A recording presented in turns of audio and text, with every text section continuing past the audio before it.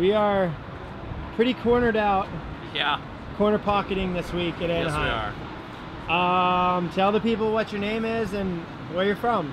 My name is Aaron Siminoe. I'm from Reno, Nevada, and this is my first Supercross of the year.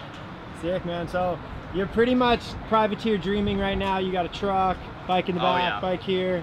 Yeah, actually this is like a 3-day put together scramble of things, and then on top of everything else, this was the first day I rode a Supercross track and the first day I rode this bike, and we missed it by like I think a couple tenths of a second. So really not too bad for just rolling off the couch. So how many years you been pro? Well, I've done Supercross for 3 years. This will be my 4th season, but I had a 3-year hiatus of just injuries and other things that just didn't seem to work out. So yeah, so coming to Anaheim, you didn't do any. You said you didn't do any of the rounds. This is the first round. What made you choose Anaheim too? Like how did it come together? Well, what made me choose? I wanted to do Phoenix originally, but just with the time frame and the way everything came together, it just wasn't going to be good for Phoenix. So I chose to do A2, which is not my best choice considering that the format is like it is. It's a lot harder to get in on this one, so. Yeah, for sure. And so you're 250, 450? 250, yeah. 250 class, number 360.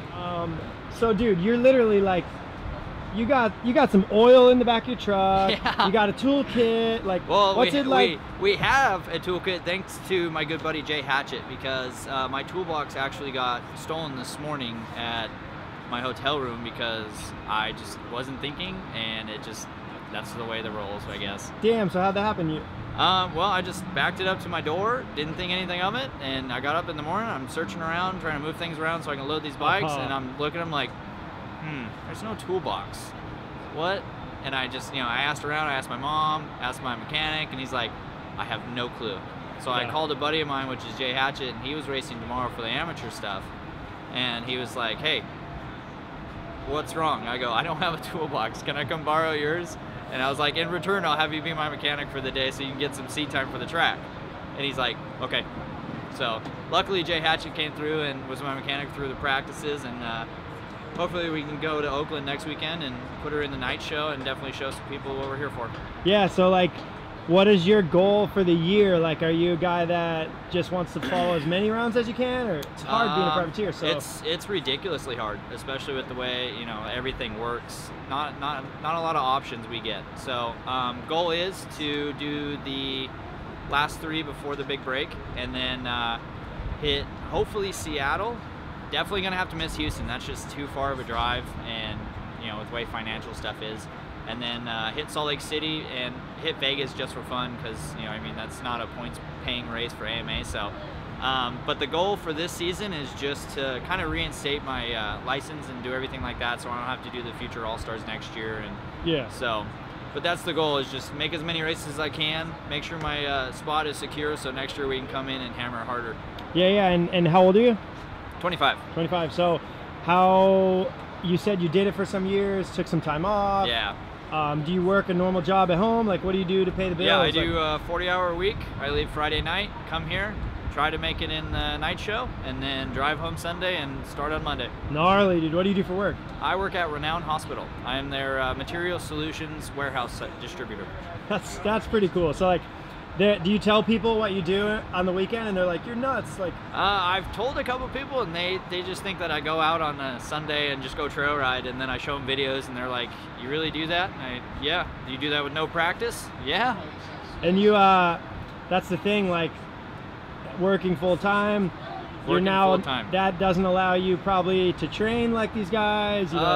My family actually supports me as much as they can, and I try to incorporate as much training as I possibly can in my program. So basically, when I get up at 5, I'm on the road bike for a half an hour doing my stuff, and then I go to work, come home, do the weights. But like everything, you got to be on the bike, and that's one of the areas that I'm a little gray on at the moment. Yeah. But hopefully for the 6-week break, we'll get some weekends off and be able to get more time on the bike, get it better set up, and then definitely get better in these main events. For sure. And it's funny, like, the track I saw in first practice was pretty gnarly, like huge whoops. Those whoops were dangerous, and I'm coming off the couch, so they were really dangerous for me. But like, even like the premier guys, the guys that have the, you know, $40,000 suspension, they were having trouble in them. So that to me shows that they were having a real tough time. Yeah, I saw a lot of guys going around them.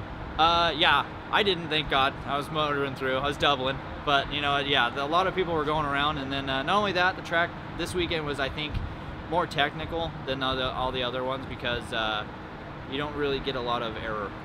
Yeah, and it's mud, and it's drying up mud too. Yeah, and it was tacky in some spots, slick in others, so there's a lot of factors to the track today. Yeah, and you said you missed it by just a hair, right? Missed it by, I think, 1/10 of a second, I do believe. To get into the LCQ and at least get some... LCQ and at least make some money. But you know what?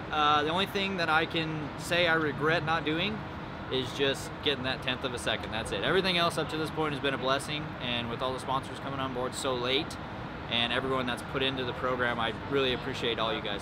Definitely got to thank all my sponsors that helped me out and helped me get here. Kawasaki of Reno especially. They're the ones that gave me this bike to do this season, and you know, without them, this program wouldn't even come together. So big shout out to them and all the other sponsors too, like Factory Backing, making sure this thing looks good, Dunlop for the tires, Chirby's for the plastics that I tend to break a lot, Works Connection, Vortex handlebars, Dirt Trick sprockets, which is really, really great, and also some of the chains that Vortex sells is their 3D chains, so those are really great.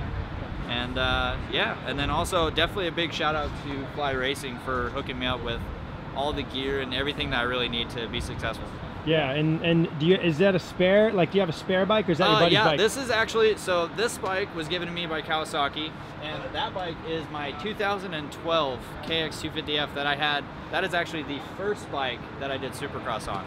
So we just refurbished it and got her cleaned up, and it's been the practice bike ever since. That's cool, man. Yeah. And like you said, you got it's pretty basic. It's all you need, though, to come out here and have fun, right? Yeah, I mean, the main goal is to have fun for sure, but it's also to better the situation, which is get more support, hopefully get a ride. But yeah, definitely, and this is even a rented truck. I just drive a 1989 single cab GMC, so, and it's a manual nonetheless, so I drive this stick. That's rad. So you rented this thing to make sure you made it? Yeah, basically, yeah. That's cool, basically it. And you're underneath the Anaheim A, and you can watch some good racing tonight. Yeah, I can definitely study, learn, and develop from here. So that's a positive note for sure. It's cool. And you said you guys got some people here supporting you.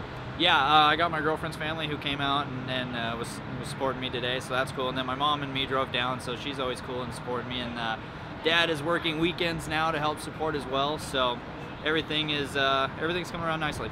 That's cool, man. You guys are the core part of the sport, you know. It's cool to talk to you. It would be nice if we got a little bit more extra cheddar, but you know what, I'm not complaining about that. It's just all about getting out there and being in the show. Well, maybe this will help. How can people kind of follow along with what you do?